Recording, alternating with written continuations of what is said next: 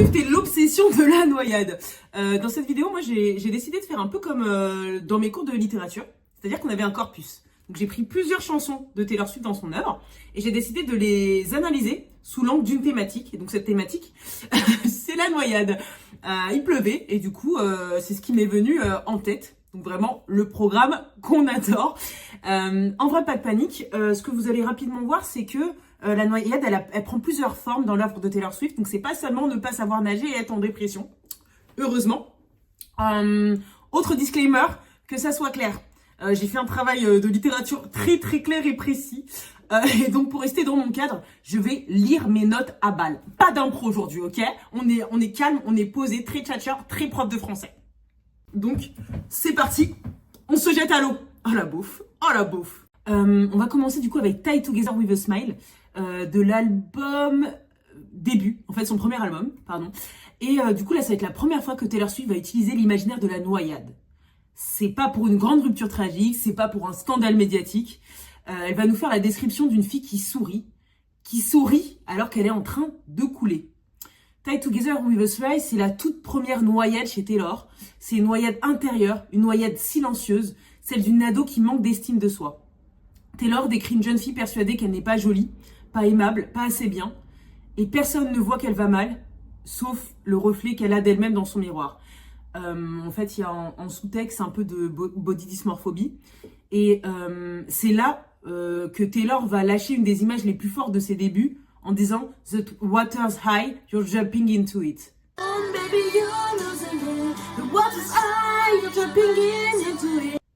Elle ne tombe pas, elle saute elle-même dans une eau trop haute. Et évidemment, personne ne le voit. « And let it go, and no one knows that you cry, but you don't tell anyone ». C'est une noyade cachée par un sourire, d'où le titre « Tie together with a smile », but you're coming undone. Tu tiens tout avec un sourire, mais tu te dénoues de l'intérieur, tu te délies. Taylor montre qu'on peut se noyer silencieusement, juste avec une image de soi qui s'effrite. Ok, j'ai commencé fort avec Tie Together with a Smile, mais si vous vous souvenez bien, parce que vous avez une mémoire qui excède 3 minutes, vous vous souvenez que j'ai dit que chez Taylor Swift, la noyade ne voulait pas seulement dire la dépression et ne pas savoir nager. Et du coup, là, dans la partie qui va suivre, on va avoir le thème de la noyade qui va se lier avec l'amour, l'amoroso de Dalida. Donc à tout de suite pour 3 chansons qu'on va étudier. Gorgeous, God Rush et Guilty as Sin. Tu es tellement gorgeous, je ne peux rien voir sur ton visage. En gros, elle dit je ne peux rien voir sur ton visage qui serait pas bien. Elle est un peu shallow, elle est un peu superficielle notre girl, mais c'est pas la question aujourd'hui. Donc Gorgeous, c'est une chanson d'amour où Taylor, elle est un peu dramatique, elle est dans l'emphase totale, elle nous dit que elle a vu ce mec qui est canon, absolument canon, si beau, avec ses ocean blue eyes, looking in mine, qu'elle pourrait littéralement sink and die. Sink and die. J'ai écouté plusieurs fois ce moment et à chaque fois c'est de pire en pire. Donc pardon pour ce moment. Rien qu'en le regardant, donc couler et mourir. C'est une chanson du coup qui est drôle, qui est légère. Et le motif qu'on a, c'est le crush comme noyade, l'amour qui nous submerge, tout simplement. Eyes like sinking ships on waters. Ok, je peux pas chanter aussi haut. Je ne peux pas chanter aussi haut. Oublions donc ce moment musical très gênant que je viens de créer, mais qui a quand même le mérite de vous faire un peu entendre la musique en question de Taylor, et moi de ne pas me faire strike la vidéo, puisque grâce à ma merveilleuse voix qui couvre la mélodie de Taylor Swift, je peux la passer un petit peu. Bref, donc on va en venir à Gold Rush. Gold Rush, c'est Evermore, pour ceux qui savent. Et donc dans Gold Rush, on passe pour moi à la noyade fantasmée. Taylor, elle joue avec l'imaginaire marin, sans jamais le nommer, mais il y a tous les ingrédients. T'as des yeux comme des bateaux qui coulent, ça c'est ce que je chantais, une mer profonde qui va être mystérieuse et tentatrice. Elle dit que les yeux lui donnent envie de sauter dedans, donc elle renvoie un peu à ce qu'on appelle un appel du vide, quand tu vois des profondeurs et que tu as envie de sauter dedans. Sauf que cet appel du vide, il est amoureux. Comme si cette relation était un océan immense où se perdre. Elle joue aussi avec l'image qu'on associe souvent à la mer, qui est quelque chose de mystérieux, de sombre, qu'on ne connaît pas à cause de l'opacité de ses profondeurs. Donc l'eau ici, elle est tentatrice, elle est mystérieuse. C'est une eau qui pourrait représenter une histoire trop publique, trop enviée, trop dangereuse, une relation dans laquelle elle se noierait sous le regard des autres. Et du coup, elle fantasme la plongée, elle s'imagine happée par la vague, mais elle reste sur le rivage. Donc, Gold Rush, c'est la noyade dont on rêve, celle qui attire, celle qu'on imagine, qu'on sublime, du coup, parce qu'on l'a pas, on fait que l'imaginer et la fantasmer, mais dont on sait qu'il vaut mieux rester à distance. Et là, je vais enchaîner, on va déraper de plus en plus finalement, avec Guilty as Sin de TTPD, de Torture Poet Department, où l'eau, elle va devenir encore plus dangereuse, puisqu'on va arriver dans la thématique de la noyade interdite. Drowning in the blue night, he set me down light. On a une Taylor qui s'ennuie profondément dans une relation qui ne la nourrit plus. Et du coup, il y a une espèce de noyade stagnante, si je puis dire. C'est un peu glauque, mais c'est l'image que j'ai. D'un ennui qui est ancré profondément dans son corps, dans sa chair, dans ses os surtout. Elle nous dit « My boredom's bone deep ». Et du coup, à ce moment-là, évidemment, elle rencontre un ancien amant, celui qui lui envoie les Downtown Lights, I hadn't heard it in a while. Ça faisait longtemps qu'elle n'avait pas entendu parler de lui. Et du coup, à ce moment-là, tout remonte à la surface. Vous voyez comment la métaphore, elle est filée de la mer. L'eau se remet à bouger. Le désir revient comme une vague, on pourrait dire. Sauf que cette vague-là peut la tuer. Elle le dit très clairement. Se rapprocher de cet ancien amant, ce serait comme throwing my life to the wolves. Donc, jeter sa vie au loup, on va dire.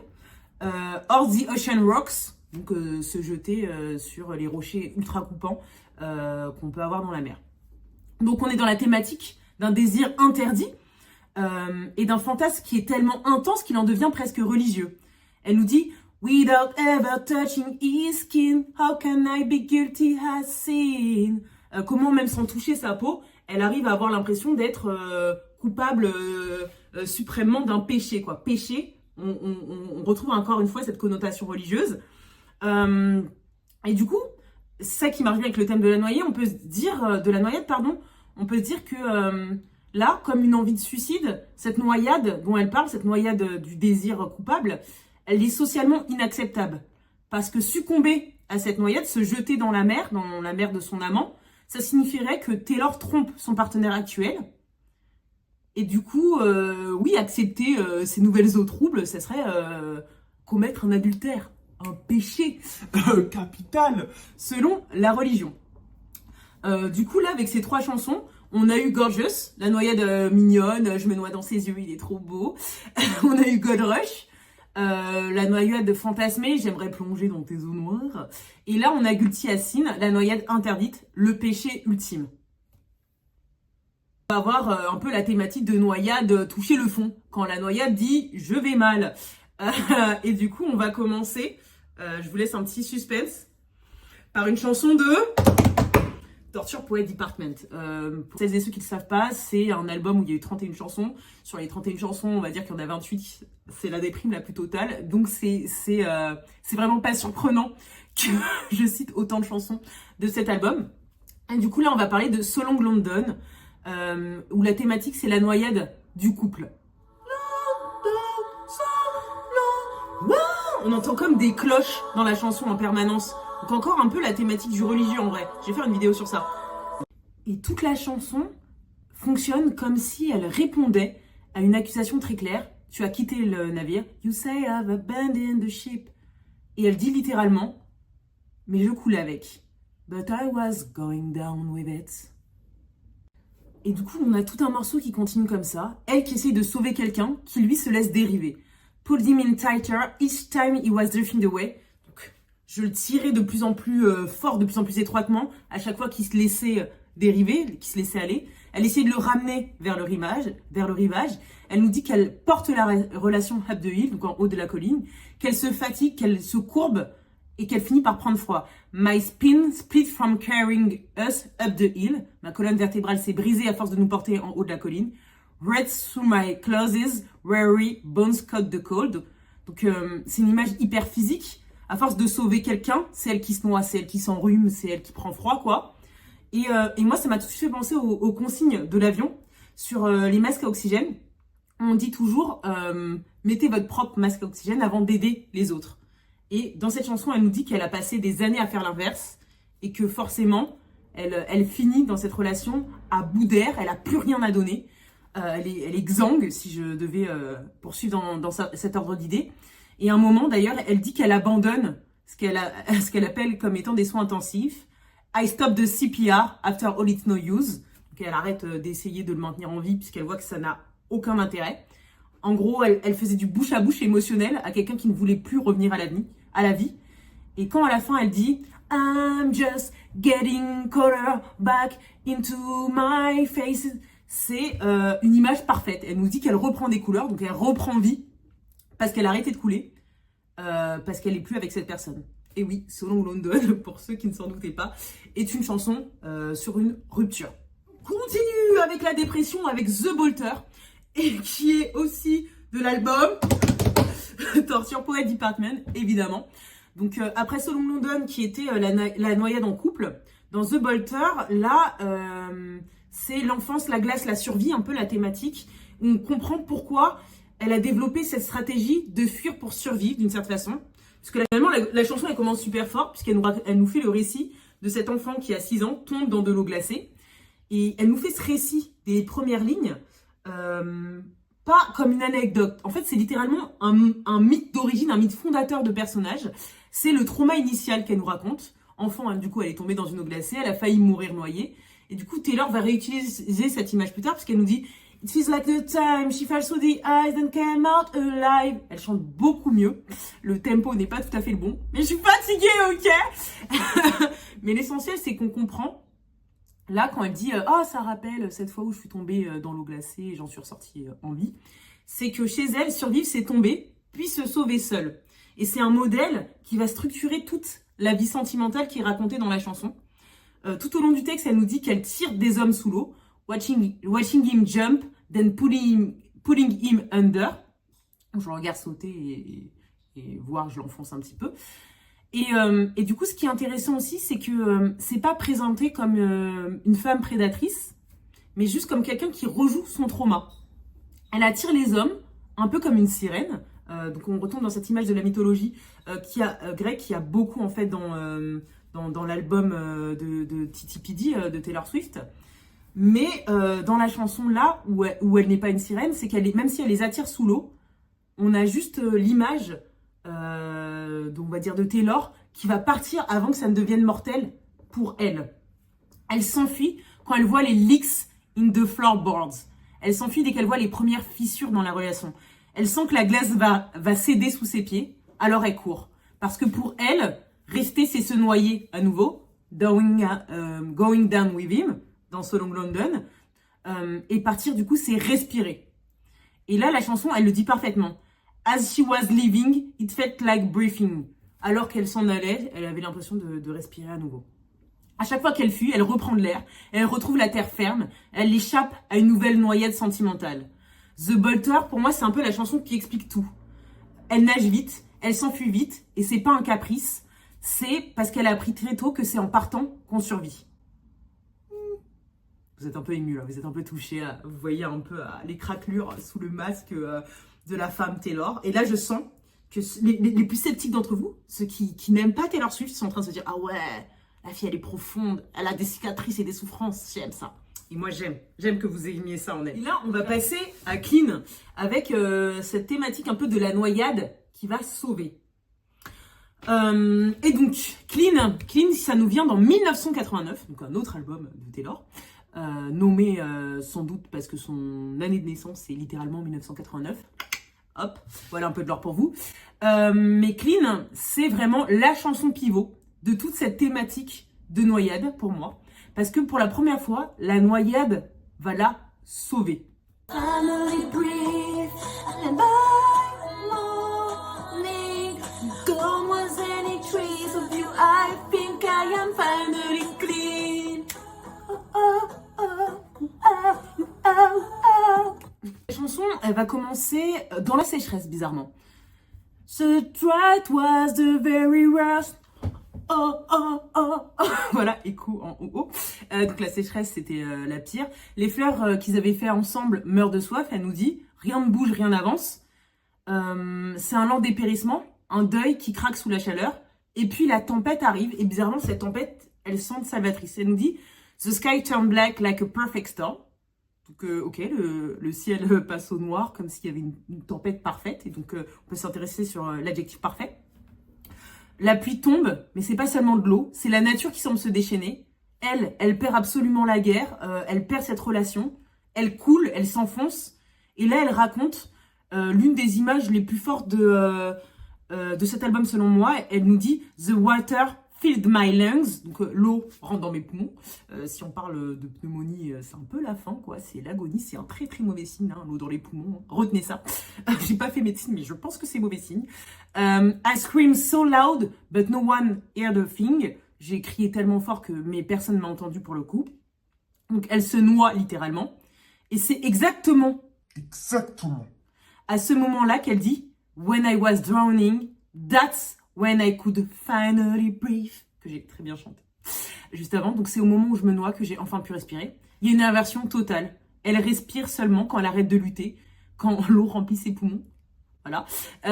Quand elle accepte que c'est fini. Quand la vague emporte tout, même les souvenirs, elle dit « Let the flood carry away all my pictures of you ». Donc j'ai laissé la vague tout prendre, y compris les photos de nous. La noyade devient, là, un symbole de purification. Il y a comme un baptême émotionnel qui se fait. Et elle sort de l'eau, sans lui, mais enfin propre, de lui. Elle est finally clean. Oh, oh, oh. Bon, j'arrête, mais vous avez la chanson en tête normalement. Elle continue en disant « Gone, was any trace of you. I think I am finally clean ». Clean, c'est le moment où la noyade, du coup, devient une renaissance. Et là, je vais continuer avec une toute autre chanson, avec The Lakes, de l'album Folklore. J'ai choisi d'enchaîner ces deux chansons, Clean et The Lakes, parce que il y avait dans ces deux chansons une dimension d'immersion. Sauf que cette fois-là, avec The Lakes, l'immersion, elle est volontaire, elle est choisie. Take me to the lakes where all the poets went to die. I don't belong, and my beloved needs to you. Ah, je chante faux, c'est une hécatombe. Vous l'avez entendu, elle nous dit « Take me to the lakes where all the poets went to die ». Et donc, contrairement aux tempêtes ou aux noyades subies des autres chansons, ici, l'eau, c'est un refuge qui est choisi. C'est un espace protégé, presque sacré, où elle peut disparaître du monde moderne, qu'elle décrit comme hostile. I'm not cut out for all the cynical clones. Je suis pas faite pour côtoyer, on va dire, tous ces clones cyniques. There's hunter with cell phones. Et là, évidemment, pour ceux qui ont ça en tête, on pense tout de suite à Reputation. Reputation, c'est un peu l'album polémique lié à Kanye West et Kim, les médias, la cancel culture, où tout le monde disait que c'était un peu une drama queen. Et suite à tout ce tourment médiatique, littéralement dans sa vie, elle s'exile dans la campagne anglaise et elle va un peu se couper de tout ça. Et donc, elle convoque dans cette chanson directement les romantiques anglais, donc Wordsworth, Coleridge, Keats, qui sont des poètes qu'on envoyait littéralement dans The Lake District pour guérir de la tuberculose. Et donc, dans The Lake, Taylor, elle nous dit en gros, je suis malade de ce monde, j'ai besoin d'air pur. Un peu, pour ceux qui ont, sinon, vous aurez peut-être cette référence, Sissi l'impératrice qui était très malade, on lui dit, bon, va à la montagne, va respirer un peu d'air, ça te fera du bien. Spoiler alert, non, elle est décédée. Mais du coup, on retrouve un peu cette image-là avec Taylor, qui va fuir à la campagne pour se requinquer, pour se ressourcer. Et pour aller plus loin, on va être dans le Spielbergien, avant Torture Poet Department pour une fois, puisque cette chanson c'est clairement l'ennui, la mélancolie créatrice, la fuite loin de la foule et l'acte de se retirer pour être artiste. Et d'ailleurs ici la noyade devient du coup une noyade dans la beauté et la tristesse, mais c'est une noyade qui est choisie et qui va être féconde. Dès le premier vers, elle se met en scène comme une poétesse un peu romantique, donc un peu tragique, et elle dit, première ligne, Is it romantic how all my eulogize me. All my élogies eulogize me. Elle écrit du coup des poèmes funèbres pour elle-même. Elle s'auto-mémorialise, comme les poètes le faisaient au 19e siècle, parce qu'ils étaient obsédés par la mort, la nature, le sublime. Et pour moi, c'est là que la connexion avec Baudelaire, elle se fait d'autant mieux. Quand il écrit dans Spleen, quand la terre est changée en un cachot humide, où l'espérance comme une chauve-souris s'en va battant les murs de son aile timide. Et c'est exactement ce que Taylor, elle fait ici. Elle transforme la pluie, l'eau, les lacs en prison et en libération à la fois. Elle se laisse envahir par la mélancolie, mais c'est une mélancolie qui crée, pas une mélancolie qui détruit. The Lake, c'est la noyade volontaire, celle où on descend dans l'eau pour retrouver qui on est vraiment ou qui on veut être. Donc là, l'image d'une célèbre poétesse, quoi. Je vais terminer sur quelque chose qui va beaucoup vous surprendre. Une fin heureuse. Le happy ending est proche, les amis. On passe juste sur la dernière chanson, The Fate of Ophelia, qui est pour moi, du coup, le refus du destin des femmes qui se noient, le refus du destin des femmes qui coulent. Number 1, a bottle of wine. Because this is the French gastronomy after all.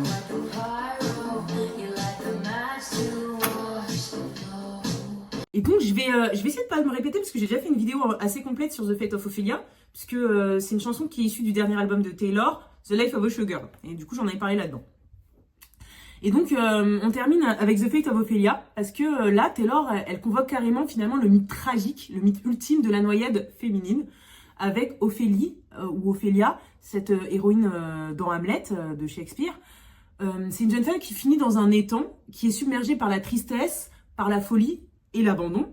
Et du coup, c'est un destin un peu classique, au sens vraiment dans la littérature, presque attendu, des femmes dites trop sensibles, trop romantiques, trop blessées.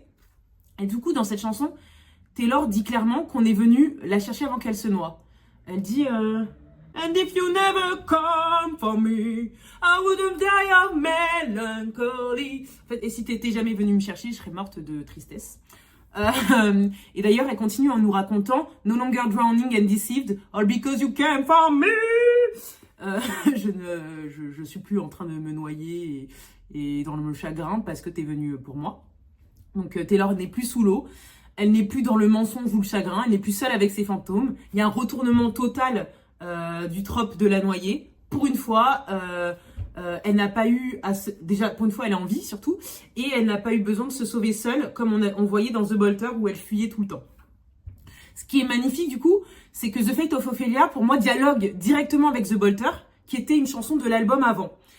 Dans The Bolter, la fille dont on parlait, elle a grandi avec l'idée que pour survivre, il faut tomber puis s'échapper seule, qu'il faut nager vite, courir vite, ne jamais rester trop longtemps sous l'eau. C'est un modèle de survie solitaire né d'un trauma originel. Mais là, dans The Fate of Ophelia, le modèle s'effondre totalement. Elle n'est plus celle qui fuit le lac dans The Lake. Elle n'est plus celle qui tire les autres sous l'eau dans The Bolter. Elle n'est plus celle qui se noie quand elle reste dans So Long London. Donc pour la première fois, elle n'est pas seule dans l'eau. Elle rompt non seulement le destin d'Ophélie, mais le sien, celui de la femme qui traverse ses relations en se sauvant seule. Elle dit « I sat alone in my tower, you dug me out of my grave ». Donc elle dit littéralement qu'il l'a tiré de sa mort annoncée. « You saved my earth from the fate of Ophelia ». C'est dans les dernières lignes de la chanson. C'est un vrai final. Elle ne coule plus par amour. Elle vit l'amour. Bam! Drop de mic. Donc j'espère que cette thématique de la noyade vous a plu. What a fuck! Qu'elle vous a confirmé dans l'idée que Taylor est the mastermind, qu'elle dit être dans la chanson Mastermind. Et oui, tout est une référence à Taylor Swift, métaphore filée jusqu'au bout, mes amis. Et on se retrouve plus ou moins vite pour une prochaine vidéo en fonction de la météo. À bientôt.